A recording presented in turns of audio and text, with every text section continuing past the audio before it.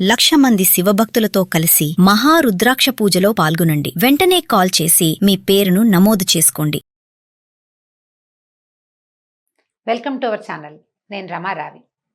మామూలుగా ఆరోగ్యం అనారోగ్యం 2 పాయింట్లు ఉంటాయండి మనకి జీవితంలో. అది చిన్నప్పటి నుంచి ఏదో జలుబు దగ్గు తుమ్ములు, తరచూ జ్వరం వస్తుంది, లేదా కడుపులో నొప్పి వస్తుంది, అన్నం అరగదు, కాళ్ళ నొప్పులు, చేతుల నొప్పులు, అవేవో విటమిన్ డెఫిషియన్సీలు, రకరకాలు వస్తూ ఉంటాయి. మనతో పాటు మన పిల్లలకి వస్తాయి, ఇన్లాస్కి వస్తాయి, భర్తలకు వస్తూ ఉంటాయి. ఇవన్నీ వీటిని హ్యాండిల్ చేస్తాం. జలుబులు అంటే ఏవో కషాయాలు అవి ఇవి ఇస్తాం. పెద్దవాళ్ళు ఉంటే ఆ పసుపు అరగదీసి వెయ్యి, లేదా కరక్కాయ అరగదీసి వెయ్యి, అలాంటివి చెప్తారు.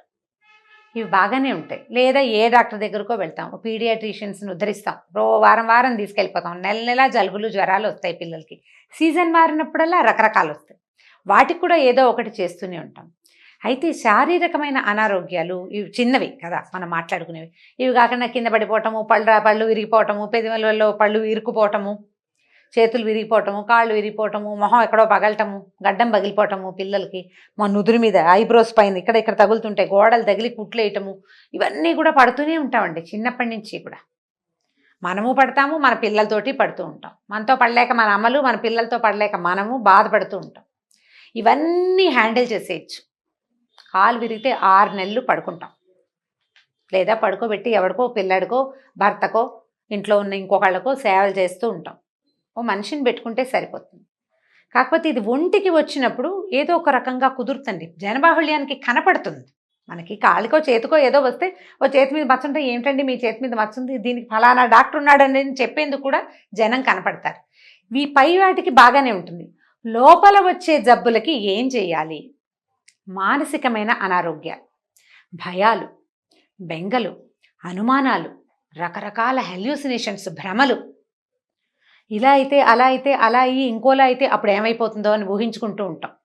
అమ్మో బయటికి వెళ్ళాడా పిల్లాడు బయటికి వెళ్తే వాడికి యాక్సిడెంట్ అయితే, ఆ తర్వాత వాడిని నెత్తురుపోతే, ఒకవేళ కిడ్నీ చిరిగిపోతే, పొట్టలో ఏదైనా అయిపోతే, మొహం పగిలిపోతే 100 ఆలోచిస్తాం.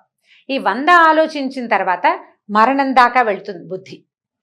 ఈ భయానికి ఈ ఇంట్లో ఉన్న తల్లికి బీపీ వస్తుంది, వామిటింగ్స్ అయిపోతాయండి. వామిటింగ్స్, మోషన్స్, టెన్షన్ వల్ల అయిపోయేవాళ్ళు కోకొల్లలు, అది ఎట్లాగో కనపడుతుంది.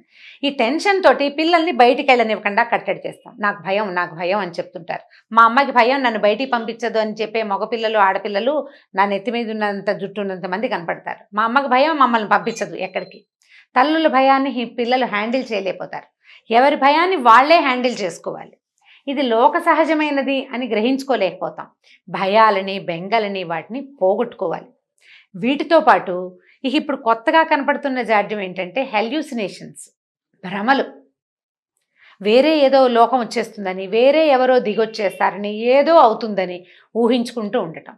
ఇప్పుడు లోక సహజంగా లేని ఒక విచిత్రమైన ఆలోచనలు మనకు వస్తూ ఉంటే ఇది సహజం కాదని గుర్తెరగాలి ముందు మనం. ఇవి మనకి ఏ సమయంలో వస్తున్నాయి, నేను ఎక్కువగా ఎప్పుడు భయపడుతున్నాను, ఎందుకు భయపడుతున్నాను, ఈ 2 ప్రతి స్త్రీ ఆలోచించుకోవాలి మొదట. ఇదండి చిన్నపిల్లల భయాలు కాదు, పీరియడ్స్ స్టార్ట్ అయిన దగ్గర నుంచి, అంటే మెచ్యూర్ అయిన దగ్గర నుంచి అలాంటి సమయాల్లో భయపడతారు కొంతమంది ఆడపిల్లలు. భయాలు వస్తాయి. ఎవరైనా అన్నెసెసరీగా అంటే అబ్యూజ్ చేసిన ఆ భయాలు కూడా పోవు, ఎప్పటికీ జీవితాంతం బాధిస్తూనే ఉంటుంది అది. వాటిని పిల్లల దగ్గర కనుక అలాంటి భయాల్ని మనం చూస్తే వాటిని మాట్లాడిచ్చి పోగొట్టాలి. పిల్లలు ఎవరినైనా చూసి భయపడుతుంటే అది శాశ్వతమైన భయంగా ఉండిపోతుంది. కాబట్టి ఆ భయాన్ని పోగొట్టడానికి తల్లులు, ఇంట్లో ఉండే మేనత్తలు, పిన్నులు ఎవరైనా ఉంటే కజిన్స్, వాళ్ళు ట్రై చేసి పోగొట్టాలి. టీచర్స్ కూడా కొంచెం ముందుకు వేయాలండి ఈ విషయంలో. ఒక పిల్ల ఎంతసేపు భయపడుతుంది, సమాధానం చెప్పదు, తలకాయ దించుకుంటుంది, యాక్టివ్గా ఉండదు. అంతకుముందు బాగానే ఉండేది, సడన్గా మెతగ్గా అయిపోయింది. ఎందుకు అయిపోతుంది పిల్ల? ఏమైంది? దీని లైఫ్లో వచ్చిన మార్పు ఏంటి? అది ఇంట్లోదా, బయటదా, ఆ అమ్మాయి లోపలే ఏదైనా భయం వచ్చిందా, ఏదైనా వేరే వ్యక్తుల వల్ల కలిగిందా అనేది కనుక్కోవాలి, తెలుసుకోవాలి. ఇది పిల్లల విషయంలో చేస్తాం. భయాలు మనకి కలుగుతున్నాయి అనుకోండి, మిడిల్ ఏజ్లో కొన్ని భయాలు వస్తాయి. ఇప్పుడు చిన్నపిల్లలకి 14-13 ఏళ్ల వయసులో టీనేజ్లో వచ్చే భయాల గురించి చెప్పుకున్నాం. 20s, 24, 25, 26 వచ్చేసరికల్లా జీవితం పట్ల భయం, జీవితం పట్ల అభద్రతాభావం. ఉద్యోగం రాలేదు, నా చదువుకు తగిన ఉద్యోగం రాలేదు, భర్త ఎట్లాంటి వాళ్ళు వస్తారో, వాళ్ళు ఎవరి మొగుడో తంతట, మన మొగుడు ఎలా ఉంటాడో అని మగవాళ్ళని నమ్మకపోవటం, ఈ భయాలు. ఇవి కూడా వీటన్నిటికీ ఏంటంటే మాట్లాడి తెలుసుకోవాలి. ఇప్పుడు మనకి భయం ఉందనుకోండి, మామూలుగా అంటే మన భయాల్ని కొట్టిపారేసేవాళ్ళు కాక కొంచెం తర్కంతో ఆలోచించి సమాధానం చెప్పగలిగే వ్యక్తుల్ని ఎన్నుకోవాలి. మన చుట్టుపక్కల ఉన్న సమాజంలోనే గ్యారంటీగా ఉంటారండి. మన అమ్మకి తెలీదు, మన నాయనమ్మకి తెలిసి ఉండొచ్చు, మన మేనత్తకో మన పక్కింటి ఆంటీకో ఖచ్చితంగా తెలుస్తుంది. మనం వ్యక్తుల్ని చూస్తూ ఉంటాం కదా, వీళ్ళు మనకంటే తెలివైన వాళ్ళు, వీళ్ళు మాట్లాడితే మనకి భరోసాగా ఉంటుంది అని అనిపించిన వాళ్ళతోటి భయాన్ని వ్యక్తపరచండి. ఆ లోపల ఉన్న భయము చిన్న చుక్కగా స్టార్ట్ అయ్యి పెద్ద గొయ్యిలా మారి చివరికి నుయ్యి అయిపోతుంది. అది దాంట్లోకి దిగిపోవటమే, ఎప్పుడు ఉండదమ్మా, దిగడమే ఉంటుంది. దిగుడు బావులు అంటారు వాటిని. దిగుతారు, ఎక్కలేరు. ఆ మెట్లు పైకెక్కటానికి పనికిరావు. ఎప్పుడు నూతుల్లోకి దిక్కకూడదు. ఆ నుయ్యి మన మనసులో ఏర్పరచుకోకూడదు. ఏర్పడుతున్నటువంటి చిన్న బిందువుని బిందు ప్రమాణంలోనే పోగొట్టుకోవాలి. ఇవి కాకుండా మిడిల్ ఏజ్ భయాలు, పిల్లల సెటిల్మెంట్ల పట్ల, పిల్లల పెళ్ళిళ్ళ పట్ల భయాలు రకరకాలు. పిల్లలు రేపొద్దున నాతో సరిగ్గా ఉంటారో ఉండరో, పక్కింటి పిల్లవాడు వాళ్ళ అమ్మని సరిగ్గా చూడలేదు, వదిలేసి వెళ్ళిపోయాడు, వీళ్ళకి ఏమి డబ్బంపించడు, వాళ్ళని చూడ్డు, ఆవిడకి అనారోగ్యం వచ్చినా నేనే దిక్కు, నా పిల్లాడు ఏం చేస్తాడో అని ఉన్న పిల్లాడి పట్లే భయంగా ఉంటుంటుంది. లోక సహజంగా అలా ఎప్పుడూ జరగదండి, ఎవరి జీవితం వాళ్ళది. ఇలాంటి భయాన్ని కూడా ఎక్స్ప్రెస్ చేయాలి. ఇంకొకళ్ళు ఉంటారు, బాబోయ్ మగపిల్లలతో చాలా కష్టం, నీకు ఇద్దరు మగపిల్లలే జాగ్రత్త అని చెప్తుంటాం. ఆడపిల్లలతో చాలా కష్టం, ఇద్దరు ఆడపిల్లలు ఉన్నారు, పిల్లల్ని జాగ్రత్త అని చెప్పేవాళ్ళు. వీళ్ళు ఏం చేస్తారంటే మనకి ధైర్యం చెప్పడానికి పోయి భయపెడుతుంటారు. మనకు అసలే ఉన్న భయాలకి ప్లస్లు పెడుతూ ఉంటారనమాట. ఎప్పుడూ ప్లస్ల్ని మైనస్ల్ని తీసుకోవద్దు, మీ బుద్ధిని మీరు బేరీజ్ వేసుకోండి. వివరంగా పిల్లలతోటి మాట్లాడండి. కంపానియన్ భర్త కానీ ఇంట్లో పెద్దవాళ్ళు కానీ ఉంటే మీ భయాలని విశదంగా వాళ్ళ ముందు చెప్పండి. అవతల వాళ్ళు కొట్టిపారేస్తుంటే వీళ్ళు కాదు, కొట్టిపారేసే వాళ్ళు కాదు, మనకి సోదాహరణంగా చెప్పగలిగే వాళ్ళు కావాలి. మీ భయాన్ని పారద్రోలే వాళ్ళని వెతకండి.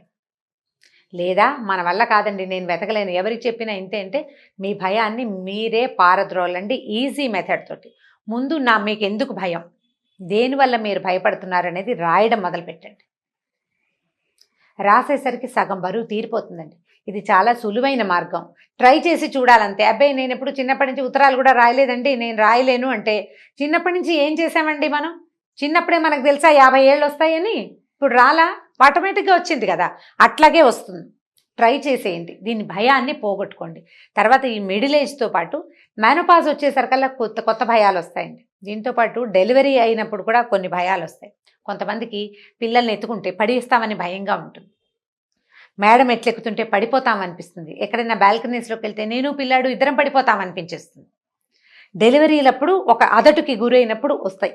ఇలాంటి భయాలుంటే డాక్టర్స్ దగ్గర కానీ, సైకాలజిస్టుల దగ్గర కానీ, థెరపిస్టుల దగ్గర కానీ, లేదా అత్తయ్యల దగ్గర కానీ ఎక్స్ప్రెస్ చేసి భయాన్ని పోగొట్టుకోండి.